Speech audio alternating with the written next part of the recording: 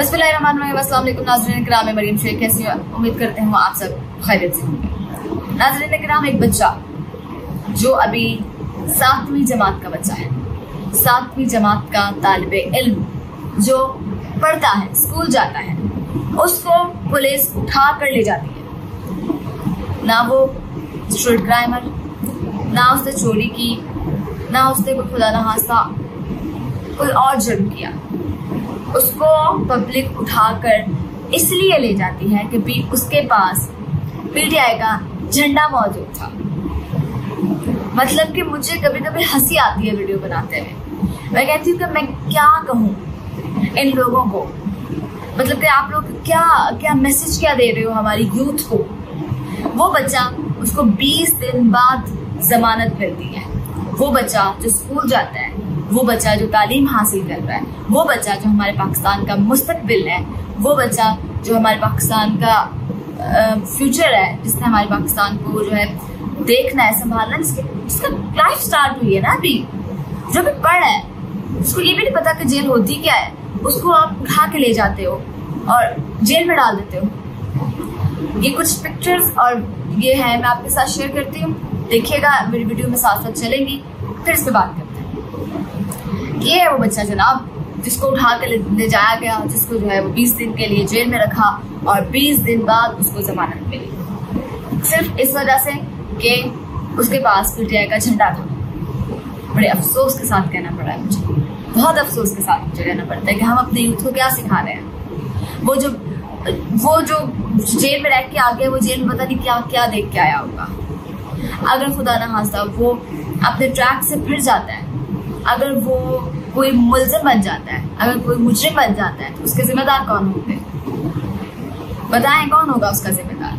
वो बच्चा जिसने जेल में जाकर 20 दिन देखा है कि यहाँ पे आवाम को लाया जाता है, ये किया जाता है, वो किया जाता है, यहाँ उस तरह से किस तरह से उनके साथ सलूक किया जाता है। मतलब कि मेरे पास यकीन करें अल्फाज नहीं थे जब मैंने ये सब देखा, और मैं बिल्कुल शॉक्ड हो जाती हूँ सब देख के कि हमारा मुल्क जो है वाकई किस तरफ चल रहा है। हम अपने यूथ को क्या पैगाम दे रहे हैं? वैसे आप लोग ही कहते हैं, आप लोगों ने अपना यूथ प्रोग्राम भी स्टार्ट किया हुआ है, आप लोग ही कहते हैं कि हमारी जो यूथ है वो हमारी स्ट्रेंथ होती है, हमारी जो यूथ है वो फ्यूचर है पाकिस्तान का, हमारी जो यूथ है वो हमारा सहारा बनेगी, ये होगा वो होगा। और आप अपनी यूथ को क्या मैसेज दे रहे हैं? आप अपनी यूथ के साथ इस तरह का बिहेव कर रहे हैं यार, फॉर गॉड सेक। मतलब कि क्यों? मतलब कि क्या असरात मुरतब हुए होंगे उस बच्चे के सर पे, क्या असरात मुरतब हुए होंगे उसके दिमाग पे, क्या उसने सोचा होगा? पता नहीं 20 दिन के अंदर उस बच्चे का कितना माइंड वॉश हो गया होगा। पता नहीं कि उसको कुछ समझ नहीं आ रही होगी कि यार पता नहीं उसने कितना बड़ा जुर्म कर लिया। बड़ा अफसोस होता है मुझे, सीरियसली बहुत दुख होता है कि आप अपनी जाती अना के लिए, आप अपनी जाती दुश्मनी में इतने आगे निकल गए हैं कि आपको कुछ भी नहीं दिख रहा। और मैं जबरदस्त सैल्यूट पेश करती हूँ अपनी उन पुलिस को जिन्होंने उसको उठाया और जेल में रखा। क्या ये पुलिस है हमारी? और भाई जो स्ट्रीट क्राइम करते फिरते हैं उनको तो पकड़ो, जो जाते जो बच्चियों के साथ ज्यादतियां करते हैं उनको तो पकड़ो, जो चोरियां डकैतियां करते हैं भाई उनको तो पकड़ो, जिनका हक बनता है, जिनको पकड़ना चाहिए तुम लोगों को। और तुम लोग जो हो वो जो है वो 7वीं क्लास के 6वीं क्लास के बच्चों को पकड़ रहे हो। शर्म कर लो यार कुछ। मुझे बहुत अफसोस हुआ जब मैंने ये देखा, और मुझे बहुत ज्यादा, देखिए आप, मैं खुद एक बच्चे की माँ हूँ, तो बच्चे जो होते हैं ना वो सबके एक जैसे होते हैं, एक बराबर होते हैं। मुझे बहुत अफसोस हुआ, बहुत ज्यादा अफसोस हुआ देख के कि इस बच्चे के पेरेंट्स पे क्या गुजरी होगी, जिनका बच्चा जो है वो 20 दिन के लिए बगैर किसी जुर्म के सजा के जो है वो जेल में रह के आया।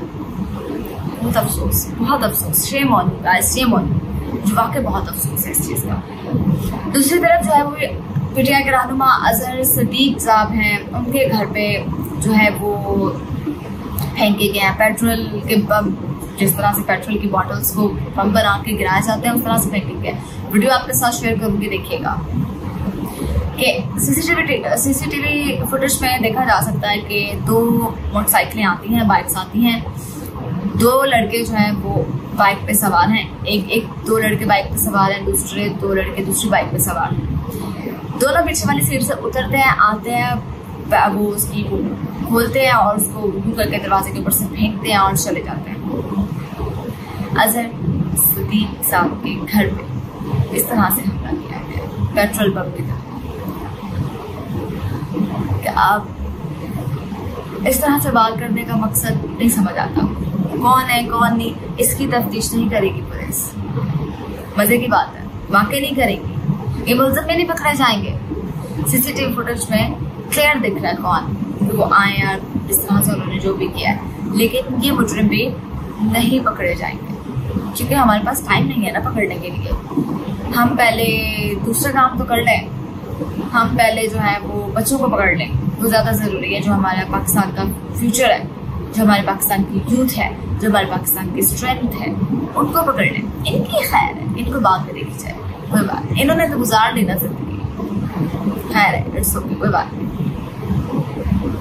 मतलब कि क्या, फिर वही कहूँगी कि आप इस हद तक पर्सनल होते जा रहे हैं, इस हद तक पर्सनल होते जा रहे हैं, मेरी समझ से बाहर है।